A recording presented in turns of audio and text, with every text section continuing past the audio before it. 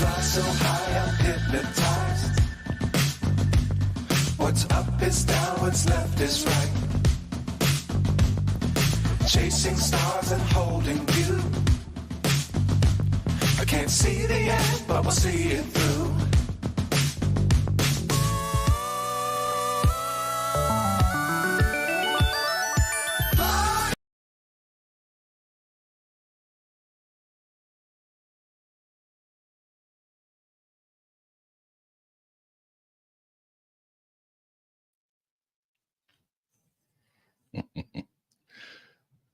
All right. Hello. Welcome back to Typically Unique. I'm Kim Aponte, and I'm here with my husband, Carlos. Hello. And it's been a little bit since we've done a Big Brother update. So Yep. we got a few episodes to talk about. Why is that? Why has it been a while? Well, there's a few reasons. That time of year. Yeah. Somebody's going back to school. Yeah. So you're trying to get everything in your classroom all prepped and ready to go. And Been a little busy. been busy around the house. Plus your sister came in over the weekend, and you guys or last weekend, right? And Yep. you guys had an opportunity to do a little Yeah. podcast show. So I would, if you want to see Kim's sister, they did an episode about Action Park, which was kind of funny. Yeah, that was a good one. If you want to yeah. laugh a little bit. Yep. So yeah, getting those two together. Woo. So yeah, check that out if you will. But let's talk Big Brother. Let's get into it. Let's get into it. All right. Hi, Heather. So there is some things we want to talk about. So I think the last we left off was, or the last time we did an episode was prior to the Sunday episode. Yeah, it was like we missed a whole week. Yeah. So from HOH all the way to eviction, we got to get caught up. So the HOH last Sunday, right? Yep. Because we're doing this on Saturday, so ahead of tomorrow's HOH. But last Sunday, the HOH was. Why did I just draw a complete blank? It was Angela. Angela won the competition. That's why I was confused. Yeah. And then was immediately dejected because Quinn said he was going to use the power that he had. Yeah, the AI power. It was his last week to use it, right? So yes, Angela was the winner of the HOH competition, but she didn't get to control the nominations and things like that. Yeah, she basically did nothing. She got the room, didn't she? She got the room. She got the room. Yep. What competition did they do for that? Do you remember? It's that one where you watch something, two people go up, you watch something, you find something different in a photo, you choose or something wrong in the photo, or I believe it was. And you pick your competitor. And then you pick they all target one person and try to they pick two other people. You don't pick your competitor. You pick two other people to go up. To go up head to head. Yeah. But it is strategic. It's a strategic. And it shows a lot of where some alliances are or some hard feelings. And people got a little, especially Brooklyn, got a little upset about her being chosen by Angela a couple times in a row. And so that, so be it. But you can see where alliances are sometimes through a competition. Were they going after the Pentagon? Is that what that was? I don't know if she knows what the Pentagon is, but okay. I don't know if who on the opposite of the side of the house knows who's aligned with who, but it was just Brooklyn. Maybe she had something for Brooklyn. She had something for Lisa, Matt. Maybe her next target is Brooklyn. Does. Yeah, when she locks in on somebody, she locks in on somebody. Yep. So. But she didn't have a chance to play that hand. So Angela was HOH. Quinn did the nominations. The nominations were Cedric, who went up as a pawn. Tucker, who was He's like, Quinn's yeah, nemesis. yeah. And then I believe Mackenzie, because Mackenzie was kind of outed last week because she, used the Yes. veto, and when she used the veto, Quinn went up, so it was probably less Retribution. blood. Yeah, retribution, less blood on his hands. So, but Cedric was going to go up because he was kind of the pawn, and he could somebody maybe face off in the veto meeting or the AI arena and get himself off the block. Yeah. I don't know. That is historically, you don't want to be the pawn, because what's the famous saying? Pawns go home. Pawns go home. Unless you're Tucker, who can go in there like a beast machine, right, and win everything. So speaking of Tucker, good segue. During the veto competition, which I don't know if we'll say this throughout till the end of the year, but we timed it this time, like little in real time. Oh, yes. From the announcement of the veto competition till the competition was over, it took 20 minutes. 20 minutes, to show of an hour show. So a third of the show is being used up by this showing these competitions. Now, there's a few veto competitions that I do like to see some extended play. Like if people are on the wall, I don't have to see them struggling on the wall for the whole time. Oh, to hold on. Yeah. Just show me people falling off, and you could do that within 5 minutes. Can you imagine when we get to that one, we're going to watch, because they stay on there for hours, so they won't be able to. Why do they do that? And we're not criticizing the fact that they're showing, extended veto meetings. We want more personalities. We want to see more in-house conversations, strategic conversations, interactions, who's talking to who, and we get these little snippets of that, but most of it's taken up by this, especially on the veto night, it's taken by this veto competition that takes 20 minutes to complete. It's crazy. It's frustrating. But we had timed it this time, and we were like, all right, that's enough. Verified. We got facts. We got data. We got data. Yeah, we got a data point. But so who won the veto? That was the big. Yeah. If Tucker's in the competition, Tucker won the veto, and then he was being a little strategic and mind playing with the House, because he was going around saying he was going to use it on someone else. Either he wasn't going to use the veto, or he would use it on Mackenzie. But I think at this point he knows, he's rolled the dice a few times. Yes. And pretty soon, to use a craps term, 7's going to come up. Yes. And you're going to crap out. But in this case, he was like, you know what? I think it's time that I take myself off. Keep myself safe this week. But he wasn't telling anybody. No, he didn't do that. He was until playing the actual veto meeting. Yeah. Right. Yeah. And who did they put up as a replacement nominee? Now, again, it showed AI wise that it was going to be Angela making the call, but actually Quinn put up whom? I'm trying to think. Tucker's girlfriend. Oh, yeah, Rabina. So they're trying not to have a showmance. They're having a flirtmance in the house. They're flirting very heavily in the house. Right. So yeah, Rabina went up, and I thought, that's kind of retribution against Tucker. I think if Mackenzie would have came off, they would have still put Rabina up and had both of them kind of fighting to see which one of those two could remain in the house.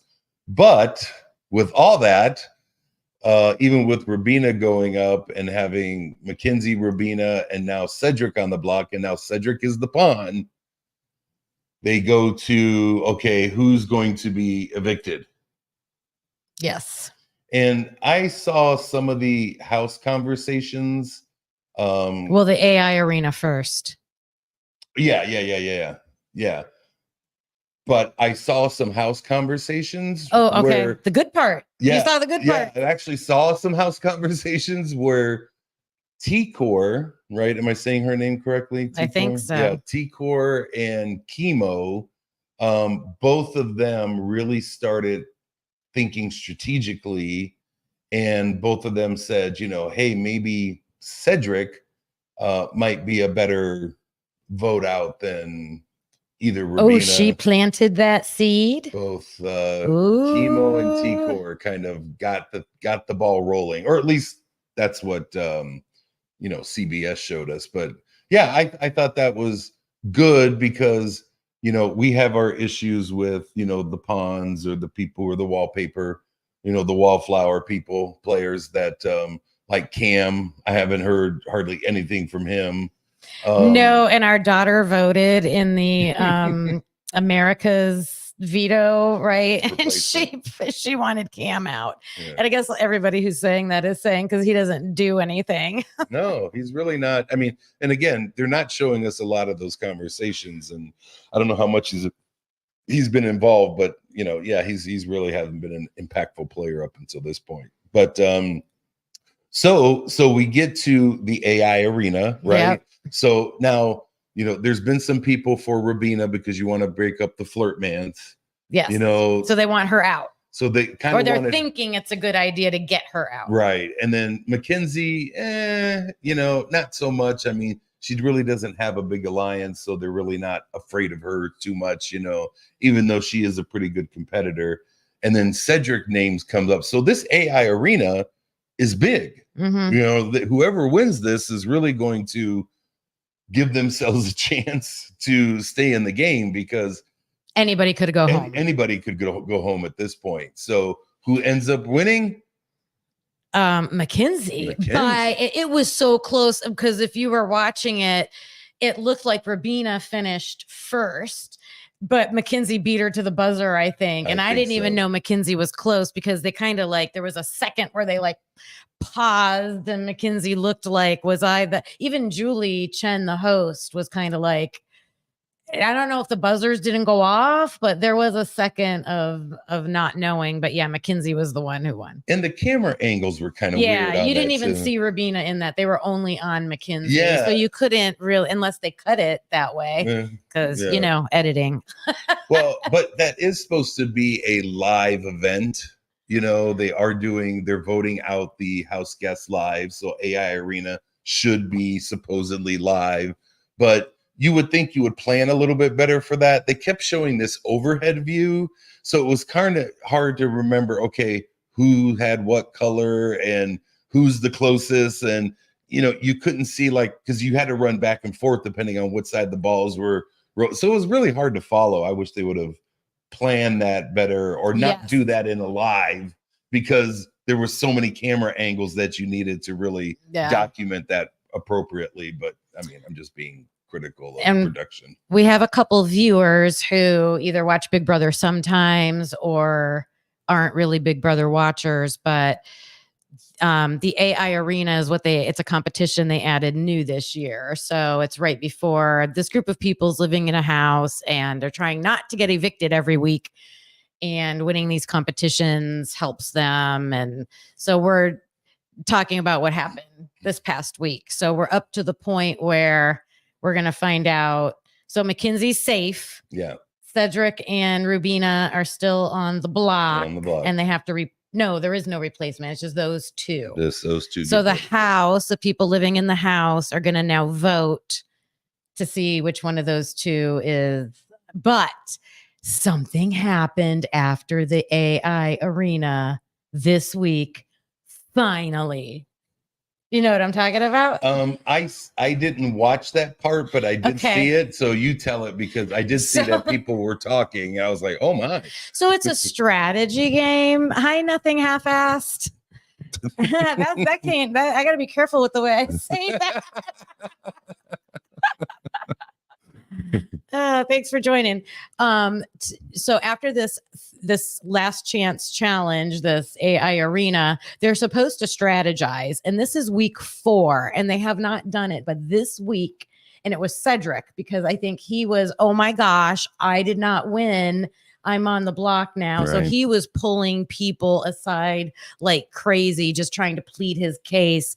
And I think it was finally sinking in with him, like, ooh, I'm a good player. If I was them, I'd probably want to get me out. But it was nothing but whispers and small groups all over. And He tried his hardest. Yeah. He tried his hardest.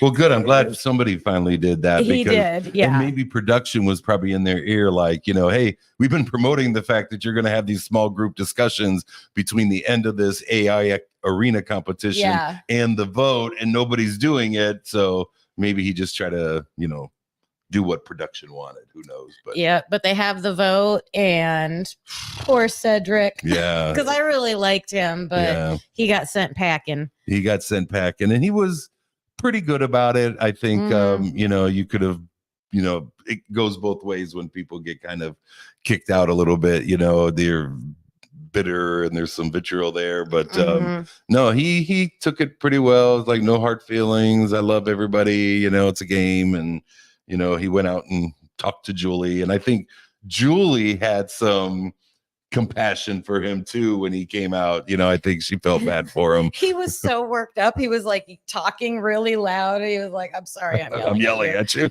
But I wanted to tell people who are watching right now, this person, Cedric, that just got evicted, he was only, how old was he? 19, 20, 21, super young. He had already been in the military and was, how did they describe it? He was an intelligence, like it seemed like a very serious, high-ranking intelligence. And I thought, how do you get to do that at like 19 years old? I thought that was interesting. We've been everybody that I recognize in the chat. We're always talking about law enforcement and our justice system and things like that. So I thought, ooh, that's interesting. How does that happen? For sure.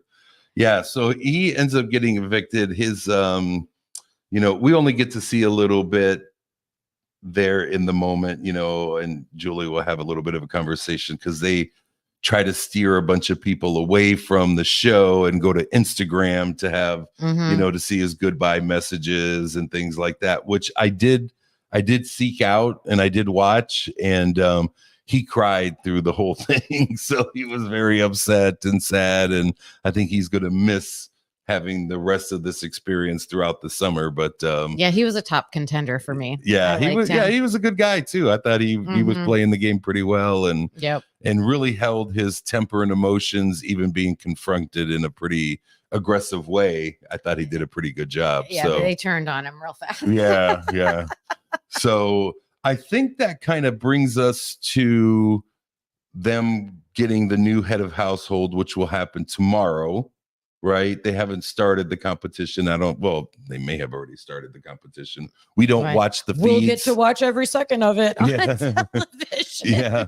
We don't watch the feeds. We're not opposed to watching the feeds. We just sometimes don't have time or don't necessarily seek it out. I feel like every time we try to pull up like Paramount or something, we have like issues with like, I don't know, getting there or whatever, but we'll try. I want to try. I keep saying I want to, but I haven't yet. Well, you don't have a lot of time. You're a busy woman. You're a busy woman, and then when you do try to pull it up before you go to sleep or something, you're out within 5 minutes. Yeah, so it doesn't even matter. Yeah, I can't. So I love coming on here. I love making videos. I love talking about the Idaho 4. I love coming on live. We want to do more of it. I just know that my life is about to get crazy with going back to school. So I don't have the luxury of doing, weekday editing during the day like I do in the summertime. So we'll probably do everything on the weekends for a while until I am on break. Maybe when I get some school breaks, we'll do some weekday shows or whatever. But I am not thrilled with the Big Brother season, but we started it and we're not quitters. We're not quitters. So we're going to finish it out. Is there like 6 more weeks left or something? Yeah, I think they were on day 30. I heard them mention, and it was a 90-day stay this time. So they're a third of the way through. So, yep. But I will say, because we've talked about this a little bit offline, moving the Big Brook, because we were doing them before the next episode. Yeah, 3 times a week. Yeah. So we're going to make it just once a week. Once a week. But if other things come up, like if we have, like her sister came into town and, and they wanted to talk about Action Park, or if, we travel somewhere, or if there's a big, breaking news case that came out that may be worth, following, like Idaho 4 was, or if there's some updated Idaho 4 news, we may jump on and do something like that as well. So my plan was to start at the beginning with the Idaho 4. So we'll see. But there is a huge court date coming up August 29th. So we'll definitely do a video for that. For too. sure. Yeah. For sure. All right. Thanks everybody for joining in. I see Moonvale and Justice for MKXNE. These are our true crime peeps that have joined us. We thank you for your support. It means a lot. Heather, love seeing you in here. Nothing half asked. Oh, asked. I thought it was the other word. No. Oh, okay. Ask a question. Oh, okay. Good. All right. The first time you said it, I was like, oh.